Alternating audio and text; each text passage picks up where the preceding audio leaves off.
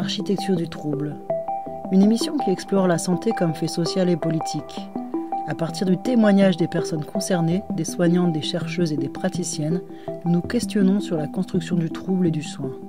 Une émission critique sur les pratiques de soins et les cadres possibles pour penser la santé autrement.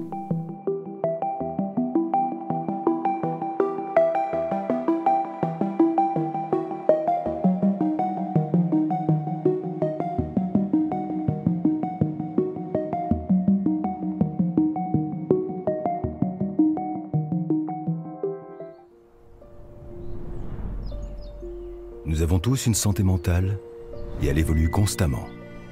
Ce n'est pas parce que nous sommes en bonne santé mentale aujourd'hui que nous le serons demain. Parfois, certaines personnes qui ne vont pas bien ne savent pas à qui parler, ni où obtenir de l'aide. Elles peuvent être un membre de votre famille, un ami, un collègue, un voisin. Dans ces moments, le fait d'avoir les compétences et la confiance nécessaires pour écouter, établir des liens et offrir du soutien peut faire toute la différence. Nous avons tous un rôle à jouer en tant que secouriste en santé mentale. Non, vous ne vous êtes pas trompé de fréquence, vous êtes bien sur Radio Zinzine. Nous venons d'écouter l'extrait d'une vidéo de sensibilisation de PSSM France. Parce qu'aujourd'hui, nous allons discuter avec Pauline Dorkel, formatrice au premier secours en santé mentale en région PACA, et particulièrement dans les Alpes de Haute-Provence. Donc Pauline, PSSM c'est quoi et à quoi ça sert ? Alors, PSSM, du coup, premier secours en santé mentale. Donc, c'est une formation qui dure 2 jours et qui est l'équivalent, en fait, des gestes de premier secours pour les accidents de la route physiques, mais pour les personnes qui rencontrent des troubles de santé mentale. Donc, le but, c'est pas de devenir un expert et une personne médicale pour pouvoir faire du traitement, mais le but, c'est, en fait, de devenir un peu une sentinelle. Et en se disant que plus il y a de sentinelles dans la population, plus on repérera tôt les troubles de santé mentale et mieux on pourra les prendre en charge. Donc l'idée c'est de pouvoir repérer des signes qu'une personne pourrait commencer à avoir un trouble de santé mentale ou faire une rechute pour pouvoir essayer de lui parler et de l'encourager à, si c'est le cas, pouvoir être prise en charge par des professionnels de santé et paramédicaux compétents. Ça, c'est plutôt des signes de dépression, de suicide ou des choses comme ça, des choses difficiles à détecter. Parce que si quelqu'un fait une bouffée délirante, ça se voit tout de suite. T'appelles les pompiers. Ouais, alors ça se voit tout de suite, mais pas forcément non plus. Petite anecdote, par exemple, ici dans le centre de formation où je travaille, il y a eu sur une formation une étudiante qui... Alors, on l'a compris a posteriori parce que j'ai fait la formation PSSM, mais qui a fait une bouffée délirante aiguë ou qui a débuté un trouble psychotique. Et en fait, elle était devenue complètement paranoïaque et elle avait l'impression que les autres étudiants et les professeurs étaient payés pour... étaient tous, en gros, c'était le Truman Show, quoi. Ils étaient payés pour, elle, la faire changer de comportement. En gros, pour la faire arrêter de fumer, commencer à méditer, ce genre de choses. Et en fait, sur le coup, donc elle est partie dans un délire. Mais sauf que quand tu sais pas comment réagir, en tout cas, le centre de formation, ils ont commencé à contre-argumenter, à essayer de la raisonner. Et par exemple, en formation PSSM, on apprend que ça sert à rien d'essayer de raisonner quelqu'un qui est dans un trouble délirant, en fait. Au contraire. Et donc, il savait bien que quelque chose n'allait pas, mais il savait pas comment réagir, en fait. Souvent, on voit... Je pense, on détecte que les gens, ils vont moins bien, ils vont pas trop bien, mais on ne mesure pas la gravité et du coup, on sait pas forcément comment réagir, comment en parler à la personne, on n'ose pas trop le faire. Mais t'as raison, il y a des choses qui se voient et d'autres qui se voient pas. Quelqu'un qui a des pensées suicidaires, on le voit pas forcément, ou la personne, elle le dit pas forcément à ses proches aussi, parce que souvent, elle veut les protéger et elle a peur que ses proches s'inquiètent. Mais l'idée, c'est aussi de se dire que, par exemple, une personne qui a des idées suicidaires, elle peut laisser des indices à différents types de personnes. On dit souvent, des fois, qu'il y a des gens qui se confient à leur coiffeur, par exemple, ou qui vont laisser des indices à leur boulanger qu'ils voient tous les jours, ou des choses comme ça. Et en fait, c'est des gens, quand on se connaît pas, on va pas forcément chercher et essayer de voir si la personne va moins bien. Et du coup, l'idée de se dire, c'est que s'il y a plus de sentinelles, de gens qui sont formés et sensibilisés, Bah, l'espoir, c'est que ça permet de détecter plus rapidement des gens qui vont moins bien et du coup d'alerter aussi les proches et d'essayer de prendre en charge la personne. Ça va aller? Oui, pourquoi? Je sais pas. T'as loupé pas mal d'entraînement ces derniers temps. Et là, t'as pas l'air hyper en forme. Si, non, mais ça va.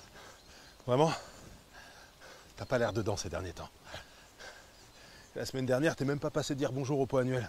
Ouais, j'avais pas envie de voir du monde. Puis, en fait, je me sentais pas trop la force. Comment ça? Pas trop la force. Non, mais c'est rien, je te dis, j'étais fatigué.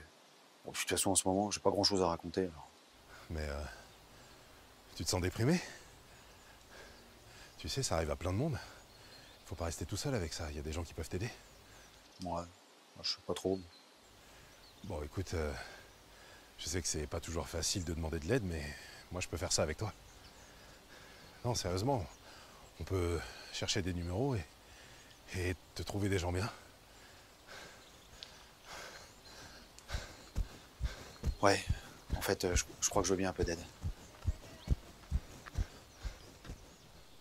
Donc le but, c'est que le boulanger, le coiffeur et tout, ils soient en capacité de pouvoir détecter quelque chose. Mais parce que j'ai l'impression qu'il y a des croyances autour de la santé mentale. Des fois, les gens, ils veulent pas s'immiscer ou ils sauraient pas quoi dire. Ouais. Ces formations, elles permettent de mettre les choses au clair. Oui, c'est un peu le but. En fait, c'est de vraiment travailler sur les idées reçues. Et justement parce que donc cette formation, elle est née à la base en Australie. C'était un couple, donc l'un des deux qui était atteint d'un trouble dépressif et l'autre qui était donc psychologue, et ils se sont rendus compte en fait qu'il y avait beaucoup d'idées reçues, de choses qu'on ne savait pas sur les troubles de santé mentale, et donc ils ont décidé de développer cette formation et ça a eu du succès. Après ils l'ont exporté dans pas mal de pays dans le monde. Donc l'idée c'est vraiment de déconstruire ces idées reçues, donc avoir du contenu théorique mais aussi travailler après la posture. Donc c'est pas une formation qui va nous apprendre précisément, le but c'est surtout pas de diagnostiquer, hein. Donc c'est pas de savoir exactement si la personne elle est bipolaire ou dépressive ou quoi, mais le but ça va vraiment être de apprendre à faire de l'écoute empathique en fait, hein, déjà, donc d'avoir des clés pour aller parler à une personne, savoir comment lancer une conversation sans être dans le jugement. Et après, écouter la personne, écouter ses ressentis et voir comment ça peut être pertinent et justement sans jugement d'essayer de guider la personne si on pense qu'elle en a besoin pour aller en parler après à des professionnels, que ce soit psychiatre, psychologue, médecin ou à parler à d'autres gens de sa famille, enfin essayer d'encourager la personne à aller trouver les ressources et les soins dont elle pourrait avoir besoin. Donc c'est beaucoup sur la posture d'écoute empathique. Donc après, les gens qui viennent dans les formations PSSM, c'est beaucoup des gens qui sont déjà sensibilisés à ça, hein, donc qui ont déjà des petites notions d'écoute empathique ou des parce fois qu'ils travaillent dans le social ou qui sont infirmiers ou ambulanciers, voilà, c'est ça, ou professeurs. Et des gens, en fait, c'est des gens qui déjà viennent passer 2 jours à faire cette formation-là, donc c'est des gens qui déjà ont envie d'aider. Souvent, ce sont des personnes qui ont rencontré soit eux-mêmes un trouble de santé mentale, soit qui ont un proche, un ami ou quelqu'un de la famille ou un collègue. J'ai déjà eu des gens qui en fait ont eu un collègue qui a eu un trouble schizophrénique et du coup ils savaient pas comment réagir, et du coup dans leur entreprise leur ont proposé en fait de faire cette formation là. Donc c'est des gens qui ont déjà cette envie un peu d'aider ou de savoir comment réagir et qui sont souvent beaucoup dans le social, dans l'éducation et dans la santé. Mais après, des gens qui viennent dans des formations comme ça, c'est des gens qui ont déjà cette intelligence émotionnelle souvent. Après, pas toujours, hein. Par exemple, j'ai eu des gens qui étaient plutôt j'ai eu des pompiers qui pour le coup eux rencontrent souvent dans leur métier ou des pompiers réservistes qui ont souvent affaire à des gens qui ont des pensées suicidaires par exemple, et on s'est rendu compte qu'il y avait pas mal d'idées reçues là-dessus de la part de ces personnes-là. Sur la santé mentale. Ouais, sur la santé mentale, ouais.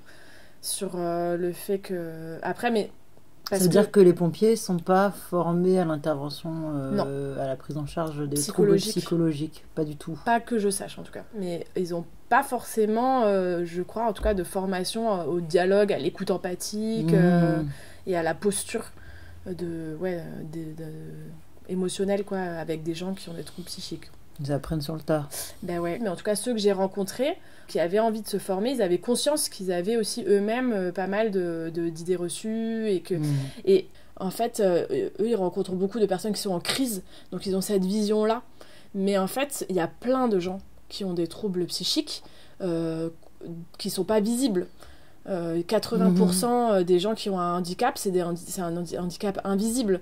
Donc en fait, il y a plein de gens qui sont... Enfin, moi, j'ai rencontré plein de personnes schizophrènes qui sont sous traitement, donc voilà, indétectables, quoi, qui vivent, certes, avec des difficultés, mais qui arrivent à continuer leur vie de manière normale parce qu'ils ont été pris en charge, etc. Donc des fois, on ne le voit pas, la majeure partie des gens qui ont des troubles psychiques et qui sont en rétablissement, qui sont traités, quoi. Okay.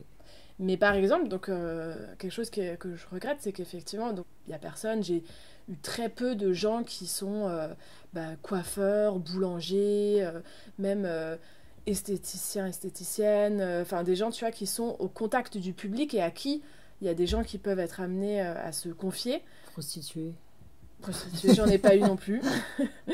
J'ai eu des gens dans des médiathèques, ou des personnes qui sont à l'accueil de la mairie, par exemple, ce genre de choses, donc qui est aussi un contact public. Ils peuvent être amenés à rencontrer des gens qui ont des troubles. Mais ouais, il y a une catégorie de personnes, les gens qui travaillent dans le manuel, en fait, c'est moins des formations qu'ils vont être amenés à faire, quoi. Je sais pas s'ils connaissent pas ou que voilà, ils ont d'autres préoccupations. Ça, c'est nouveau, cette formation, oui. Mais déjà, pour que tout le monde soit formé au premier secours, c'est pas si évident non plus. Oui. Mais là, il y a de plus en plus de collèges et de lycées qui le mettent en place, les premiers secours physiques. Il y a des profs qui se font former, qui le font en collège-lycée, donc ça, c'est chouette. Il y a l'Éducation nationale aussi qui est en train d'essayer de développer cette formation-là au sein du coup des collèges-lycées. Et PSSM a sorti là cette année, ça va commencer en septembre, des modules à destination des adolescents directement, donc des collèges et des lycées. Donc c'est des modules qui sont vraiment allégés. À l'adolescence, c'est un moment charnière où il y a beaucoup de troubles qui peuvent se développer. Et en fait, on sait que c'est difficile quand on est ado de parler à un adulte, donc dans le but de justement, entre adolescents, entre jeunes, de pouvoir détecter aussi auprès de leurs amis. Et ce que je trouve bien, c'est un peu complexe à mettre en place, mais c'est bien, c'est que en fait, cette formation, elle n'aura lieu dans des établissements que uniquement si les adultes sont formés également, en fait. Pour que justement la responsabilité d'aider un ami ne repose pas que sur des ados, et pour que les ados, ils aient des relais adultes pour pouvoir, s'ils détectent quelque chose, pouvoir en parler à des adultes. Donc ça, c'est chouette aussi, quoi. Tu ne formes pas tant de personnel enseignant, ou de CPE, ou de surveillants, pas tant que ça? Pour l'instant, non, parce que la formation professionnelle dans l'éducation nationale, c'est quand même très compliqué. C'est en interne? Alors, c'est beaucoup en interne, et les profs qui veulent se faire former, c'est sur leur temps perso, en fait. Ils n'ont pas du temps dédié sur leur temps de travail, en fait. Enfin, c'est très rare, quoi. Beaucoup, ils prennent sur leurs vacances, en fait, pour se faire former. J'ai eu une documentaliste, par exemple, parce que elle peut plus facilement s'absenter sur son temps de travail. Mais ouais, j'ai eu des documentalistes et j'ai eu une CPE aussi. Et après, des infirmières scolaires aussi. Ça, c'est chouette. Mais bon, le problème, c'est qu'elles sont souvent surchargées sur plusieurs établissements. Donc, elles ont l'orientation et la partie psychologique. Donc, souvent, en fait, c'est difficile de tout couvrir, quoi. Ouais. Couvrir toutes les problématiques. Et souvent, en fait, les jeunes aussi se confient difficilement à des adultes. La mission principale des premiers secours en santé mentale, c'est de déstigmatiser la maladie mentale. En 2 jours, t'as pas le temps de former les gens à tous les troubles. Non. Qu'est-ce que les gens ils retiennent? Ils retiennent pas tout ce que tu leur as dit. Non. Le minimum avec quoi ils repartent, c'est quoi? Et effectivement, donc la formation, elle est 2 jours et elle est intense et au niveau du contenu et au niveau émotionnel aussi, hein. Mais au niveau du contenu, c'est assez dense, hein, parce que voilà, il y a beaucoup d'informations. Mais justement, le but, c'est pas que les gens ils retiennent exactement savoir comment distinguer quel trouble, etc. Mais le but, c'est quand même qu'ils arrivent à repérer en fait les signes y en a beaucoup qui sont communs à tous les troubles, hein. C'est repérer des signes que une personne, elle va pas réussir à continuer sa vie, faire ses activités, avoir des changements de comportement. Elle va plus avoir envie d'aller, avoir du mal à aller au travail, avoir du mal à aller à l'école, avoir du mal à continuer ses activités sportives ou extrascolaires. Repérer qu'une personne, elle va s'isoler, qu'une personne, elle va commencer à ne plus avoir envie de parler, peut-être se réfugier dans les jeux vidéo, les réseaux sociaux, l'alcool ou la drogue. Repérer en fait des signes qu'une personne elle pourrait ne pas aller bien, en fait, hein, même pas forcément avoir un trouble, hein, c'est déjà repérer qu'une personne elle va pas bien et en fait sans banaliser, sans se dire oui ça va passer. Oui c'est ça. Oh elle est chiante. C'est ça. C'est un ado, ça va lui passer, c'est sa crise d'ado et c'est ça le problème en fait, c'est que souvent il y a plus des trois quarts des troubles, les premiers signes c'est avant 25 ans. Donc c'est quand même énorme, donc c'est vraiment une période charnière, la période 12-25 ans, hein. Mais souvent en fait beaucoup de troubles sont mis sur la crise d'ado, sur c'est normal, c'est les hormones, ça va passer, c'est difficile, le collège, le lycée, etc. La famille, tout ça. Voilà, et en fait on s'inquiète pas assez quoi, de voir que c'est quelque chose qui dure, et c'est ça hein, vraiment les deux gros critères du trouble, c'est que la personne, elle va avoir du mal à continuer ses activités normales, à assumer ses responsabilités, à continuer à faire même ce qui lui faisait plaisir. Donc pour un ado, ça pourrait être un échec scolaire, quoi. Ça peut être l'échec scolaire. Un échec scolaire, c'est peut-être un signe... Ça peut être un signe, oui. Ok. Ça peut être d'avoir du mal à se faire des amis, ou de quitter ses amis, de plus parler aux personnes. Ça peut être... d'avoir du mal à continuer, je sais pas si l'ado il faisait du foot ou du basket ou ce genre de choses, avoir du mal à sortir de chez soi, ça peut être jusqu'à développer des phobies scolaires. Et donc sans être allé forcément déjà dans le trouble, en fait, c'est savoir comment réagir en fait quand un ado il va moins bien. Hein, oui, c'est difficile, d'autant plus à notre époque, que les trois quarts des ados, ou peut-être même plus, ils sont peut-être même des addictions aux écrans en fait. Donc ça c'est dur pour des adultes qui n'ont pas connu ça de détecter ce qui est un comportement normal d'un adolescent. Ouais, tout à fait. Ouais. Parce que bon, c'est super dur. Souvent tu vas te dire non mais moi à ton âge, mais oui mais ça n'a rien à voir en fait. Donc c'est pas évident. Ouais, et puis moi je trouve qu'il y a aussi tout un climat scolaire qui fait que c'est le collège et le lycée, c'est quand même dur pour vachement d'ados, l'adaptation. Et puis je trouve que le climat scolaire n'est pas forcément non plus hyper bienveillant et sécurisant pour les jeunes, avec toutes les problématiques de harcèlement, avec une compétition permanente, avec c'est centré sur la performance beaucoup. C'est ça, et puis sur des matières qui bon, des fois, ça c'est un autre sujet, hein, l'éducation nationale, mais voilà, des cours qui des fois n'intéressent pas forcément toujours les jeunes, ou qui sont forcés d'aller dans certains cours qui les intéressent pas, des difficultés à rentrer dans le cadre en fait aussi. Hein.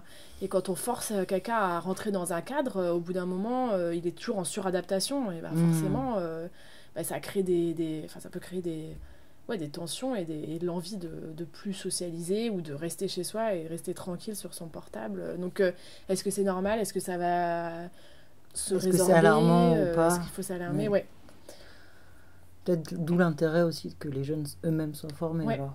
Parce que du coup, eux, ils ont les codes pour un peu détecter ce qui est normal ou pas normal dans cette génération.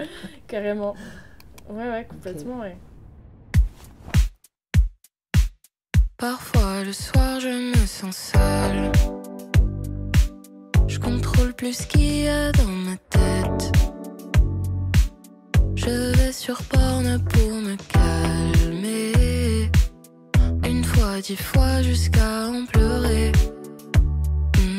Ce que je préfère c'est les latinas. Ouais, et celles qui sucent aussi loin que moi. Toutes celles qui le font en aimant ça.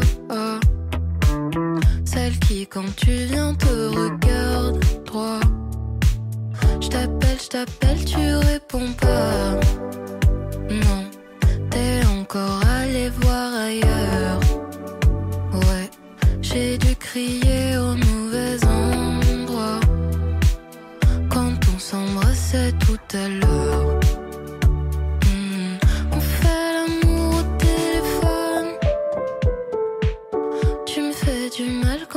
chiffonne. Je t'interdis de dire plutôt PD. Ouais, je passe pas de misogyne intégrée. Parfois le soir je me sens seule. Je me sens enfermée dans ma chambre. Je regarde nos sextapes sans me cacher. Et je fais du sale à l'oreiller.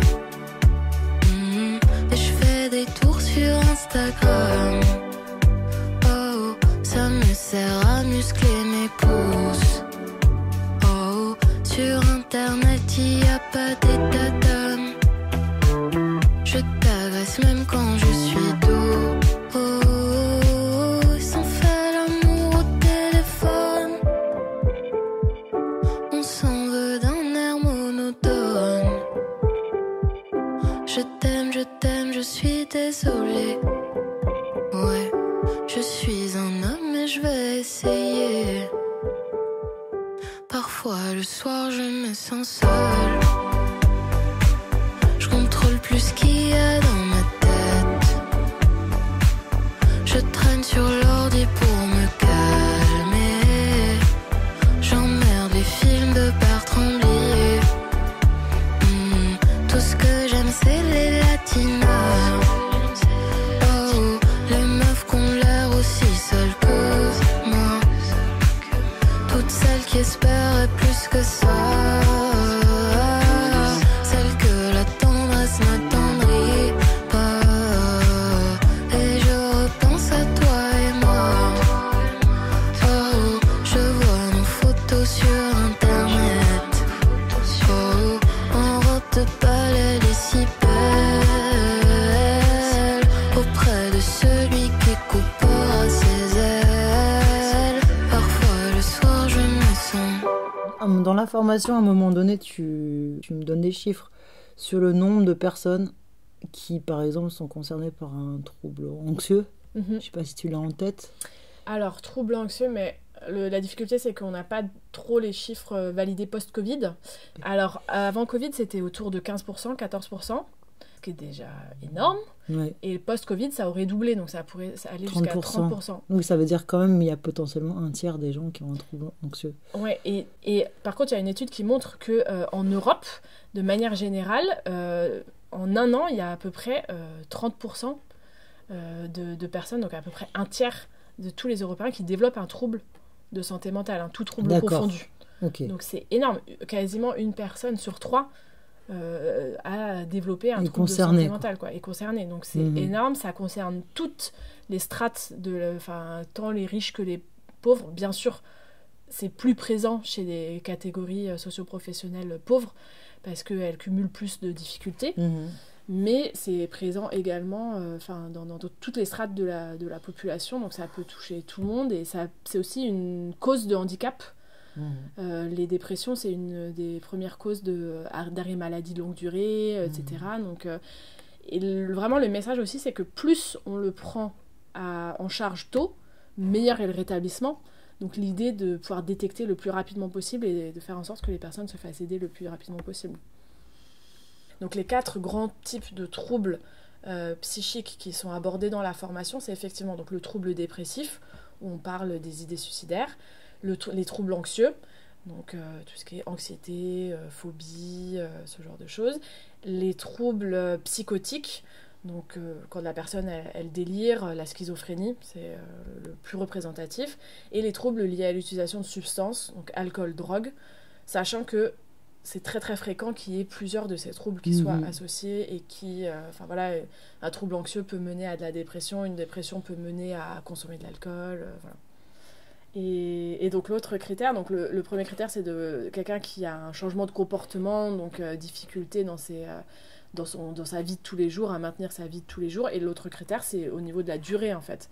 Parce que voilà, on a tous aussi des hauts et des bas, on traverse tous des périodes il peut y avoir des traumatismes, des choses, mais à PSSM, on apprend à reconnaître en fait qu'au bout d'un certain temps, il va commencer à falloir s'inquiéter, quoi. Donc voilà, ça c'est on va dire les 2 points de vigilance. dans PSSM, donc on a une partie théorique sur apprendre à connaître les troubles et comment on peut intervenir, donc les interventions médicales et aussi non médicales, hein, que ce soit les amis, les groupes de soutien entre pairs, PAIRS, des ressources d'auto-aide, ce genre de choses. Donc on apprend ça, les signes, repérer les signes, et on fait des mises en pratique aussi, en fait. C'est beaucoup de mises en pratique, de mise en situation, où on va avoir une personne, on repère des signes, et on va s'entraîner à parler à cette personne. Donc c'est aussi pas mal on va dire, de travail sur la posture et sur l'écoute empathique et comment en fait verbaliser des phrases sans quels mots sont plus adaptés, comment ne pas être dans le jugement. Donc c'est beaucoup de communication, ça peut rejoindre aussi la communication non violente, hein, c'est-à-dire écouter les ressentis et essayer de proposer un accompagnement, un soutien, voir qu'est-ce que la personne elle aurait besoin, travailler sur les compétences et l'intelligence émotionnelle. Ouais. Et toi, tu t'es pas présentée, en fait? Oui. Donc, je m'appelle Pauline et je suis formatrice indépendante depuis 1 an et demi. Avant, je travaillais dans l'éducation et la culture scientifique. Et après avoir eu mon fils, donc après avoir été en congé parental, je me suis reconvertie et je me suis mise en indépendante. Et je donne plusieurs formations, dont la formation donc premier secours en santé mentale, qui est ma formation pour laquelle vraiment j'ai eu envie, la première que j'ai réalisée, que j'ai eu envie d'en faire mon métier. Et après je donne aussi des formations donc SST, donc sauveteur secouriste du travail. Donc c'est les gestes de premier secours physique avec une partie prévention des risques en entreprise. Et comme autre formation, donc je fais de la prise de parole éducative en collège-lycée, posture professionnelle et communication bienveillante, inégalité et discrimination. Et je donne aussi également des cours de biologie actuellement dans un CFA pour des étudiants en CAP. D'accord. Et du coup, je donne des formations premier secours en santé mentale. C'est vraiment quelque chose qui fait sens pour moi aussi, cette formation. Hein. Je me suis...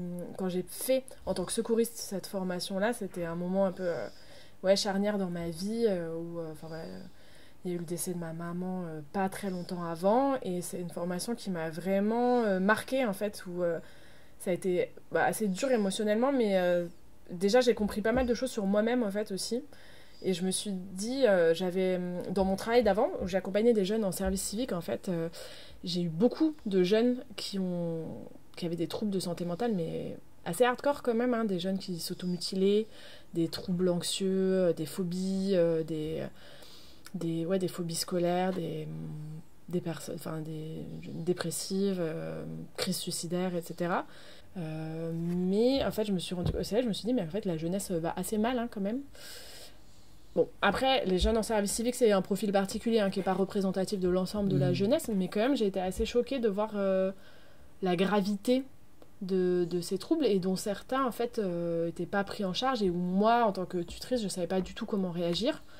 Et donc, c'est pour ça que je me suis fait former secouriste, et en me faisant former secouriste, je me suis rendu compte que ça m'a permis de comprendre aussi beaucoup de choses sur moi-même. Et c'est là où, en fait, je me suis dit, mais cette formation, c'est essentiel, et ça devrait... être dans les programmes scolaires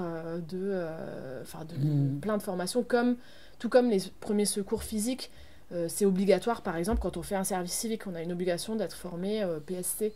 Et je me suis dit, mais cette formation, il faudrait qu'elle soit obligatoire, et ça m'a vraiment donné envie, en fait, de devenir formatrice. Et c'est ça qui, suite à ça, où je suis devenue formatrice, et où, en fait, pour moi, l'intérêt, c'est aussi de redonner du pouvoir d'agir aux gens, en fait, et quand on comprend mieux son propre fonctionnement, ça nous permet de développer des stratégies aussi. Alors certes, c'est bien de le faire d'être accompagné aussi, hein, par un psychologue, psychiatre ou par des professionnels, mais déjà de comprendre qu'il y a peut-être des choses où on pourrait avoir besoin d'aide. Je trouve que c'est hyper aidant, et ça permet cette formation, en fait, de voir est-ce qu'il y a des choses sur lesquelles on aurait envie d'en parler à un psychologue ou quoi. Et pour moi, en fait, on bénéficierait tous à aller voir un ou une psy un jour dans notre vie, Ouais. trouble ou pas trouble, quoi. Mhm. Voilà, du coup, ça m'a donné envie de faire cette formation, et pour moi, c'est quelque chose qui fait sens. Cette formation a très très bon retour sur des personnes qui ont permis de comprendre le fonctionnement de certains proches ou de certaines personnes qu'ils ont rencontrées, et de pouvoir avoir une meilleure posture, une meilleure attitude, parce que c'est pas toujours facile quand on le dit en formation de pas juger, etc. Ça nous paraît facile, mais en fait quand on est face à une personne qui est alcoolique ou qui prend de la drogue, Qui est en ou crise. qui est en crise, ou même pas que en crise, une personne dépressive qui arrive plus à sortir de son lit ou quoi, bah on a envie de la secouer et de lui dire il faut que tu changes, etc. Et c'est normal aussi, mais c'est pas forcément la bonne posture, quoi. Le but, c'est de toute façon, on peut pas forcer quelqu'un à se faire aider s'il est pas prêt. Et du coup, c'est aussi, moi je dis souvent, les secouristes en santé mentale, c'est assez ingrat, parce que peut-être qu'on va parler à une personne et qu'on va pas du tout voir le résultat, ou que souvent en fait la personne elle va être fermée, elle peut être dans le déni, ou ne pas avoir envie de se faire aider, ne pas être au moment où elle est prête à se faire aider. Et du coup, c'est ingrat, parce qu'on va se dire que notre action aura servi à rien. Mais moi, ce que je dis souvent, c'est que ça sert jamais à rien. On plante toujours des petites graines. Et que peut-être une personne qui a un trouble, elle va avoir besoin qu'il y ait 5 personnes différentes qui lui disent que là, il faudrait faire quelque chose, qu'elle a besoin d'aide avant de se faire aider. Et peut-être que si on est la dernière personne, c'est hyper satisfaisant, parce qu'elle sera prête et elle va dire « Ah bah oui, je veux bien me faire aider ». Et que du coup, on a un sentiment d'accomplissement et ça donne du sens aussi à notre action. Mais peut-être qu'on va être la première personne, et du coup qu'on va se prendre un mur, et que la personne, elle va pas du tout être prête à se faire aider. Et donc, on va pas voir qu'on aura quand même participé à la chaîne, qu'on aura été une de ces personnes, donc on aura accéléré le processus, quoi. Ouais, par rapport à la formation, ce que tu dis, ce que ça fait chez soi quand on se fait cette formation-là, moi j'avais une licence de psychologie déjà de base, et pourtant j'ai appris plein de trucs. En fait c'est très concret. Ouais.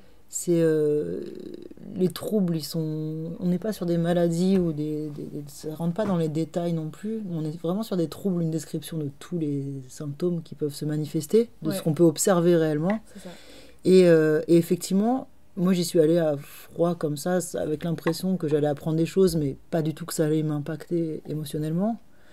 Et au moment où tu te rends compte que ce soit en tant qu'accompagnant familial ou ami, ou personnellement, moi je me suis rendu compte que à peu près tout ce qui était traité, j'y avais été confrontée dans ma vie. Et ça m'a fait un choc. C'est vrai que j'ai eu un moment, une petite montée émotionnelle, où je me suis dit waouh, en fait je crois que ça m'aurait peut-être aidé que plus de gens soient formés à ça, ou puissent le comprendre, enfin voilà. Et donc c'est vrai que c'est impactant dans le sens où ça te donne aussi une lecture.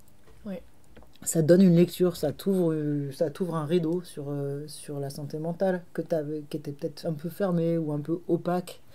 Et voilà, et donc ça peut faire un petit choc émotionnel au moment où tu mets des mots aussi sur des émotions ou sur des vécus. Complètement. Moi, le deuxième jour de la formation secouriste, j'ai fait une crise d'angoisse, parce que la formatrice, elle a décrit quelque chose que j'ai reconnu dans mon père, en l'occurrence. Et en fait, d'apporter cette compréhension-là, c'était suite notamment au décès de ma mère, d'apporter ces mots et cette compréhension-là, en fait, ça m'a permis de me rendre compte qu'il y avait quelque chose qui allait pas, en fait. Que c'était pas le processus normal, qu'il y avait quand même quelque chose qui avait besoin d'être explicité, et c'est quelque chose que je ressentais, mais j'étais pas sûre, et j'avais l'impression d'être la seule. Je savais pas si c'était moi qui me faisais des idées ou quoi. Et en fait, ça m'a fait vraiment une montée d'angoisse, et j'ai dû quitter la formation. Je suis allée me calmer, mais c'était vraiment hyper dur. Mais ça m'a soulagée aussi, parce que je me suis dit, mais en fait, ok, là, il y a quelque chose quand même qu'il faut que je discute, en l'occurrence, avec mon père. Et c'était c'était dur quand même, mais ça m'a vraiment permis d'apporter de la compréhension, comme ce que tu dis. Et après, faut pas tomber dans le travers non plus, parce que moi, je me rappelle que j'ai diagnostiqué à peu près la moitié de mes proches, tu vois, à chaque fois que... Pendant la formation, je me rappelle sur mon carnet, j'écrivais le trouble, et après, je mettais des flèches sur les gens à qui ça me faisait penser. Mais bon, ça m'a permis, tu vois, par exemple, d'avoir une conversation aussi avec mon oncle, et de me dire que ça faisait longtemps que je sentais qu'il y avait quelque chose qui allait pas et que j'avais envie de lui parler, mais je savais pas comment aborder la situation, je savais pas trop comment lui dire, etc. Et ça m'a permis quand même d'avoir une conversation avec lui. Alors, est-ce que ça m'a apaisé ma conscience, est-ce que ça a eu un impact, je sais pas, mais ça m'a permis parce qu'en fait, je me suis toujours dit que s'il lui arrivait quelque chose, je m'en voudrais de pas avoir eu cette conversation-là avec lui, de pas avoir essayé, quoi, au moins. D'avoir fait tout ce que je pouvais, en tout cas moi, pour aider un proche, quoi. Après, comme je le dis dans la formation, des fois, même en étant formé, même en étant psychologue, psychiatre, etc., on voit pas toujours les signes, on sait pas toujours quoi faire non plus. Non. Mais la formation, ça m'a vraiment motivée, en fait, ça te donne l'élan de te dire, ok, non, mais là, il faut que j'engage une conversation pour voir. Oui, ça te donne des outils et du savoir-faire qui te permettent d'aborder des sujets sensibles. Oui, exactement. Et de savoir qu'il faut les aborder. Oui. Donc, qu'il faut, donc que tu peux le faire, enfin que c'est pas grave de le faire. Oui, et ça donne un peu des éléments de langage, etc. Mais moi, ce que je dis toujours aussi, c'est que même sur le coup, au moment où on a la conversation, peut-être on va pas dire les bons mots, etc. Comme tout il faudrait pendant la formation, mais c'est pas grave. En fait, l'important, c'est d'essayer aussi et d'avoir conscience de si on a dit quelque chose de maladroit, de pouvoir se rattraper, de dire que c'était pas l'intention, etc. Mais en fait, il vaut mieux essayer en étant maladroit plutôt que de pas essayer en se disant qu'on saura pas quoi dire et qu'on va dire les mauvaises phrases, etc., quoi. Mais après, quand je dis essayer, c'est si on se sent à l'aise soi-même aussi, hein, parce que ça, c'est aussi un autre point super important de la formation, moi, je trouve, hein, c'est que il y a beaucoup de points de vigilance sur le fait de, quand on va essayer d'intervenir pour aider quelqu'un, d'être sûr de soi-même se sentir à l'aise et d'être en bonne posture pour éviter que ça nous mette soi-même en difficulté, hein. Moi, ce que je dis, c'est que comme dans un avion, avant de mettre le masque à oxygène à une autre personne, il faut s'assurer que son masque à oxygène, il est bien en place aussi, quoi. Donc voilà, et aussi, ce qui est dit dans la formation, c'est que quand on est dans le social, quand on est face à des personnes qui ont des troubles ou des personnes précaires, ça peut être aussi super dur psychologiquement, hein, d'être face à écouter quelqu'un qui a des pensées suicidaires, qui est dépressif ou qui a d'autres troubles, même quelqu'un qui a des angoisses. L'angoisse, c'est communicatif, donc c'est aussi souvent difficile pour la personne. Et du coup, ça, c'est intéressant parce que comme il y a beaucoup de gens dans le social et l'éducation, souvent, ils se rendent pas compte qu'eux-mêmes, ils ont besoin à un moment donné aussi de décharger. Les psychologues, ils le font, hein, ils ont des moments où ils peuvent décharger de la supervision, etc. Mais les gens qui sont dans le social, dans l'éducation, des fois, ils prennent pas toujours cette conscience-là. Et ça aussi, je trouve que c'est super important. De la charge émotionnelle qu'ils reçoivent de la part du public. Ouais, quand quelqu'un te décharge des pensées suicidaires, c'est pas facile à vivre non plus.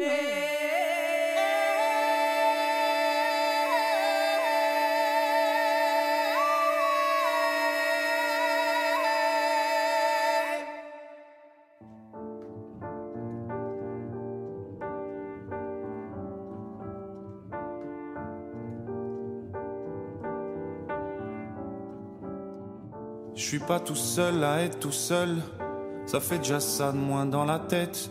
Et si je comptais combien on est? Beaucoup, tout ce à quoi j'ai déjà pensé, dire que plein d'autres y ont déjà pensé. Mais malgré tout, je me sens tout seul. Du coup, j'ai parfois eu des pensées suicidaires et j'en suis peu fier. On croit parfois que c'est la seule manière de les faire taire. Ces pensées qui me font vivre un enfer. Ces pensées qui me font vivre un enfer.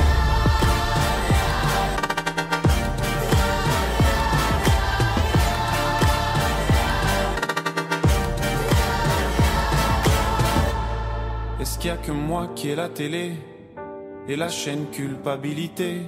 Mais faut bien se changer les idées. Pas trop quand même, sinon ça repart vite dans la tête. et c'est trop tard pour que ça s'arrête. C'est là que j'aimerais tout oublier. Du coup, j'ai parfois eu des pensées suicidaires et j'en suis peu fier.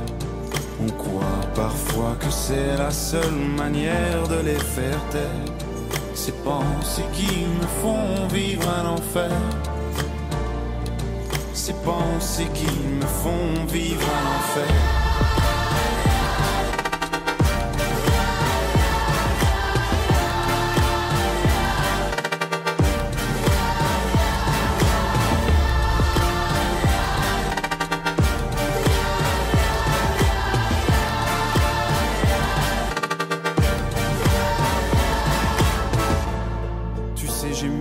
Réfléchi et je sais vraiment pas quoi faire de toi.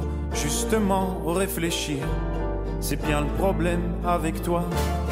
Tu sais j'ai mûrement réfléchi et je sais vraiment pas quoi faire de toi. Justement réfléchir, c'est bien le problème avec toi.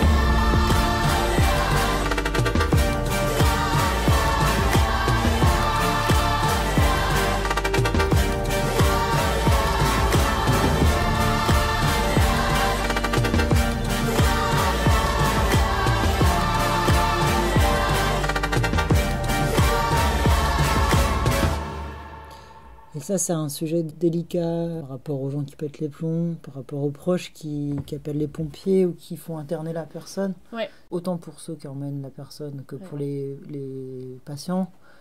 C'est une violence, quoi. Ouais, tout à fait. C'est vécu comme ça. C'est vécu comme une rupture aussi de la relation de confiance, souvent.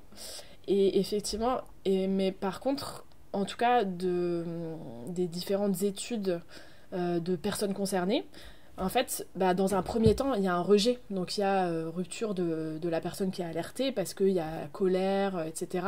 Mais souvent, en fait, la personne, quand elle est prise en charge, qu'elle rentre dans un processus de soins, et au moment où elle va aller vers le rétablissement, là, du coup, elle se rend compte que la personne qui est alertée, elle faisait ça pas pour l'emmerder, mais pour... parce qu'elle s'inquiétait et pour l'aider. Et du coup, a posteriori, souvent ça prend un peu de temps, mais a posteriori, souvent les personnes sont reconnaissantes vers la personne qui est alertée. Et c'est ce qu'on dit aussi dans la formation, on dit que le suicide ne peut jamais rester un secret, c'est-à-dire que si quelqu'un parle des intentions suicidaires à une personne, il faut que l'autre personne puisse réagir tout de suite et puisse alerter des professionnels de santé. Et mais bien sûr, ça peut être vécu comme une rupture de la relation de confiance, mais en fait, on dit aussi qu'il vaut mieux que la personne qui est suicidaire, elle soit en colère contre soi, plutôt que si elle passe à l'acte et qu'après on s'en veuille toute sa vie de ne pas avoir alerté quelqu'un d'autre ou de ne pas avoir fait quelque chose pour pouvoir éviter que la personne... Elle fasse une tentative de suicide. Le message PSSM, c'est de considérer que la personne, elle a un espoir d'aller mieux, et du coup elle souhaite pas mourir en soi, mais qu'elle souhaite abréger une souffrance autre, et du coup d'essayer de trouver une solution pour agir sur cette souffrance-là, en espérant que si on apaise cette souffrance, la personne, elle est plus comme seule solution la mort. Je le dis aussi souvent, mais c'est jamais facile. Quelqu'un qui a un trouble psychique, c'est jamais facile de savoir quoi faire, de réagir. Et ouais, c'est super dur émotionnellement, clairement.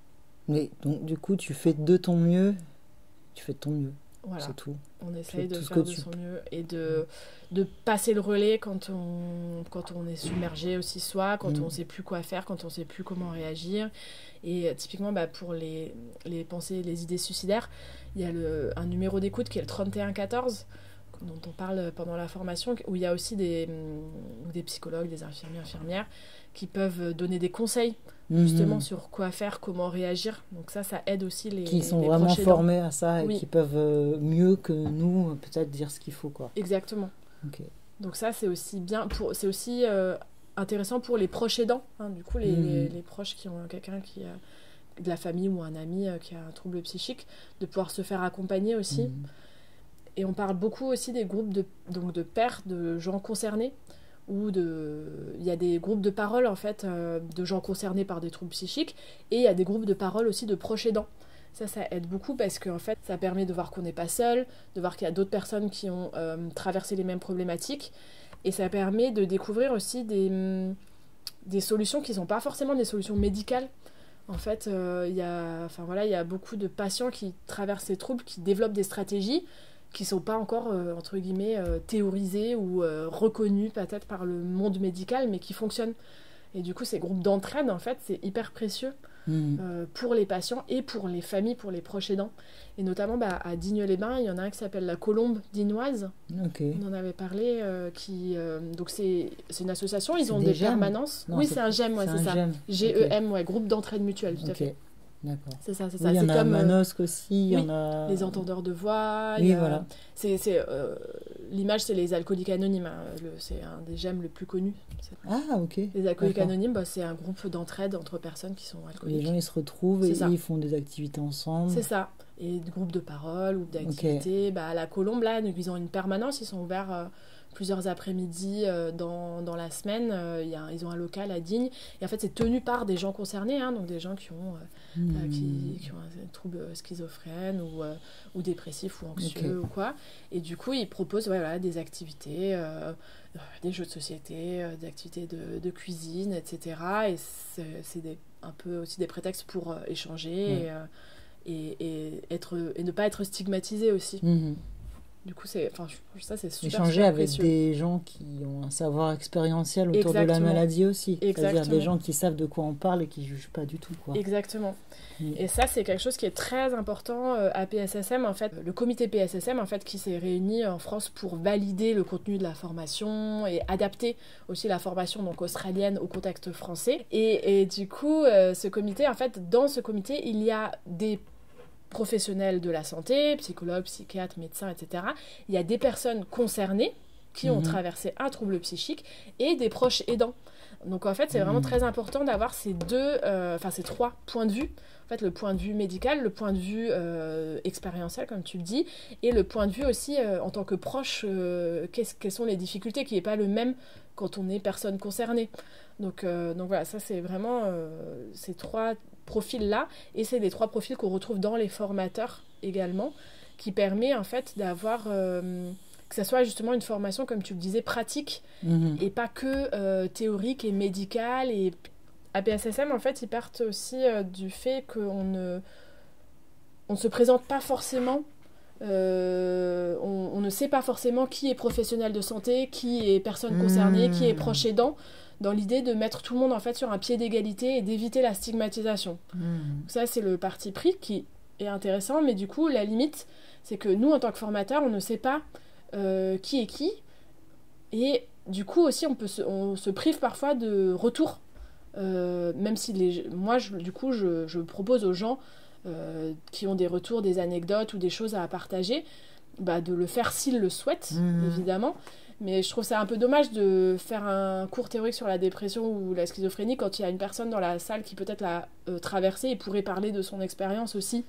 Mais oui, donc effectivement, maintenant, le fait de faire toutes mes formations, d'avoir des profils différents aussi, ça m'apporte, moi, du contenu et des expériences et des retours d'expérience. Donc ça me permet aussi de nourrir cette formation-là et de pouvoir redonner des anecdotes, etc. Mais l'idée aussi de pas avoir que des personnes dans le médical, c'est que en fait, le but, c'est pas de devenir psychologue, c'est pas de connaître par cœur tous les symptômes, etc. Donc on essaie de pas rentrer trop non plus dans tout le côté scientifique pour ne pas perdre les gens, pour ne pas que ça soit trop lourd, et parce que c'est pas, entre guillemets, le plus important à retenir pour nous. Le plus important à retenir, c'est la posture. Reconnaître les signes et la posture, quoi. C'est pas... c'est vraiment dans la vie de tous les jours, quoi. Comment on peut mettre en application ces connaissances-là. Oui, t'es pas formé pour être thérapeute et faire 72 séances d'une heure pendant 10 ans. C'est ça. Mais t'es formé pour agir là, maintenant, ou devant chez toi, dans ta vie quotidienne à toi, pour intervenir vite et correctement, et pour peut-être même dire à quelqu'un de pas agresser quelqu'un qui est mal. Et dans des cas qui sont des fois pour des personnes qui commencent à aller moins bien, des personnes en crise, c'est repérer ça et pouvoir transmettre après aux professionnels. Donc, comme tu l'as déjà dit, un des objectifs de cette formation est de déstigmatiser les troubles de santé mentale et de prendre conscience de nos idées reçues sur la maladie. Donc, quels outils utilises-tu en formation pour travailler avec ces représentations ?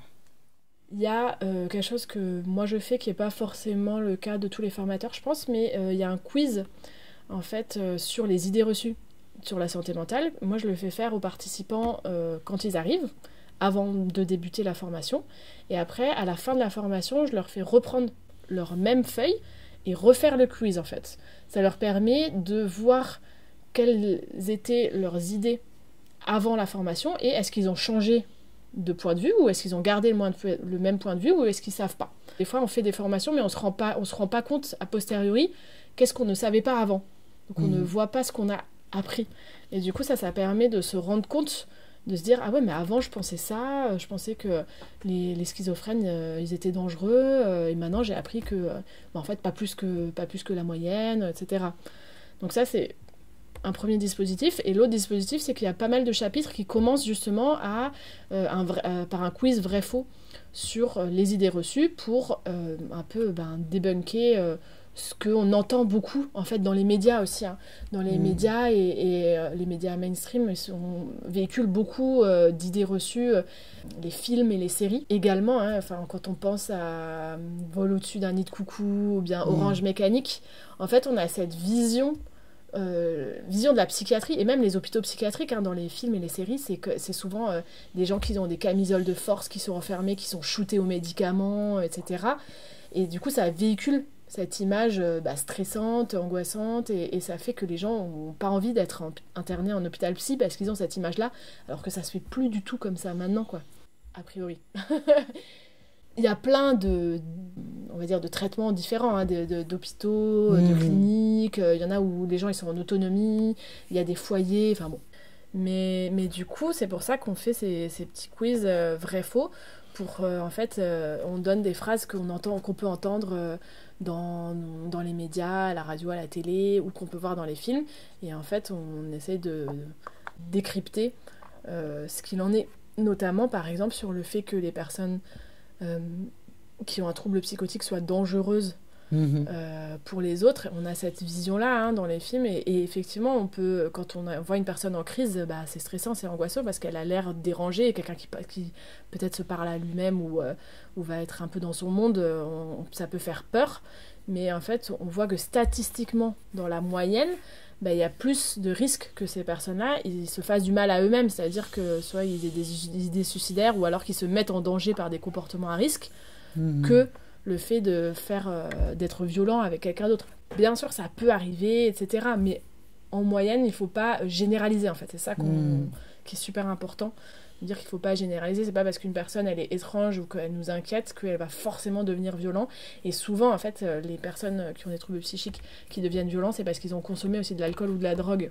Mais par exemple, dans les médias, on dit jamais...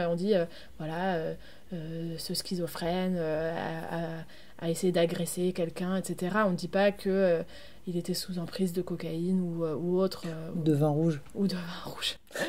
Tout à fait, non mais oui. Donc voilà, on va vraiment essayer de un peu voir qu'est-ce qui relève des idées reçues et qu'est-ce qui relève de la généralisation, quoi. Dernière question, dans la formation, tu invites les participants à se constituer un carnet d'adresses de secouristes pour bien orienter les personnes en difficulté psychique. Mais c'est là qu'il y a un problème, dans les déserts médicaux notamment, et pour les personnes en difficulté financière en particulier, ça devient quasiment impossible d'obtenir une prise en charge relativement rapide. Alors comment on fait ? PSSM ne pourra pas pallier à la défaillance du système de santé en France, ça c'est sûr. On donne les recommandations de ce qui est censé être possible dans la théorie. Donc dans la théorie, en France, on est censé pouvoir être pris en charge pour des problématiques. Si on fait une tentative de suicide, on est censé pouvoir avoir une place en urgence psychiatrique, etc. Ça, c'est dans la théorie. Mais effectivement, avec le sac des systèmes publics de santé, d'éducation, etc. Il y a beaucoup d'endroits où dans la pratique ça se passe pas comme ça, où il y a à Digne-les-Bains où je fais pas mal de formations qui a un gros désert médical, des problématiques d'accès aux soignants, etc. Oui, parce que même un psychiatre, c'est pas évident d'en trouver un, quoi. Tout à fait. Ouais. Je sais, donc ça c'est une réalité, et c'est vrai que c'est dur parce que du coup, moi je donne des recommandations, mais en fait, dans la théorie et dans la pratique, des fois c'est pas possible. Ouais. Alors du coup, nous on essaye de donner de faire la liste de toutes les possibilités en espérant qu'il y en ait une qui fonctionne pour les besoins de la personne. Okay. Mais ça avance quand même dans le bon sens, et il y a quand même de plus en plus de psys qui sont sur mon parcours psy. Bon, après ça dépend des territoires, hein, toujours pareil, à Aix-en-Provence il y en a beaucoup. À Digne-les-Bains, j'ai pas cherché. À Fort-Calquier, il y en a pas. Ouais. Mais après, il y en a qui sont en visio aussi, qu'on peut consulter en visio. Ok. Mais clairement, il y a encore beaucoup de choses à faire, quoi. Clairement, les CMP, il y a des places qui sont limitées. Et au niveau financier, et souvent quand on est en dépression, on a même du mal à se mettre en action pour trouver un psychologue. Je crois qu'il y avait une statistique qui disait qu'on met en moyenne 4 ou 5... On rencontre 4 ou 5 psychologues différents avant de trouver quelqu'un qui nous convient. Donc c'est un parcours du combattant, clairement. Mais du coup, c'est là où vraiment PSSM, et l'objectif, c'est d'agir à cet endroit-là, c'est de pouvoir accompagner une personne à trouver quelqu'un qui lui correspond, pouvoir faire les démarches administratives. Il y a aussi pas mal de mutuelles qui peuvent rembourser des séances chez les psychologues. Et après, il y a beaucoup de choses qui existent, des associations qui ont des consultations psy gratuites, la maison des adolescents où il y a des psychologues qu'on peut consulter gratuitement. En fait, finalement, il y a quand même beaucoup de choses, de dispositifs qui existent, mais c'est pareil, pour s'en sortir dans le labyrinthe administratif, des fois c'est quand même assez compliqué, quoi. Et du coup, c'est là où PSSM a un espoir d'aider des personnes à pouvoir trouver le bon dispositif qui leur correspond, etc. et pouvoir trouver des prises en charge aussi, en fait. Et on attend avec impatience la sortie d'un guide de la santé mentale dans le 04 en 2025, édité par Esperpro et le CODES. Et d'ailleurs, puisque tu travailles avec eux, est-ce que tu peux présenter le CODES en quelques mots ? Le comité départemental d'éducation à la santé, en l'occurrence là, du 04, il y en a un par département, et en fait c'est un institut public qui organise des formations autour de l'éducation à la santé. Donc il y a la formation de premier secours en santé mentale, mais il y a aussi beaucoup de formations autour de la crise suicidaire, des formations, mais ça peut aller jusqu'à développer des compétences psychosociales auprès des enfants, la nutrition, l'éducation sexuelle. Il y a pas mal de formations, et c'est des formations qui sont du coup pour la plupart pris en charge par des financeurs publics, donc qui sont accessibles gratuitement pour le public. C'est ouvert à tout le monde, même si la plupart des gens qui y vont, c'est des gens qui travaillent dans le psychosocial. Oui.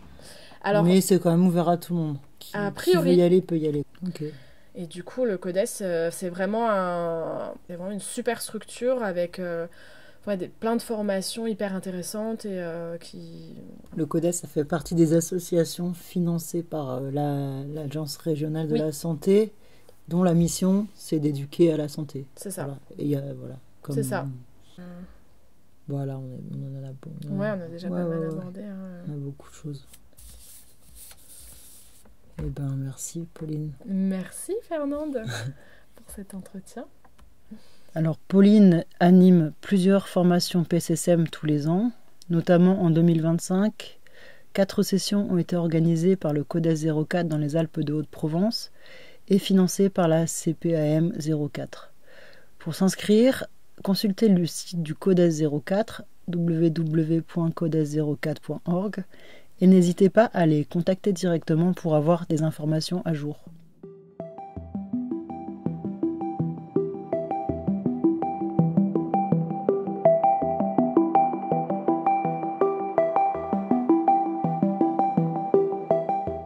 C'était Architecture du trouble, une émission qui explore la santé à partir des récits, des pratiques et des tensions qui la traversent, pour rendre ces récits audibles et penser la santé autrement. Retrouvez tous les épisodes en écoute et en téléchargement sur le site de Radio Zinzine.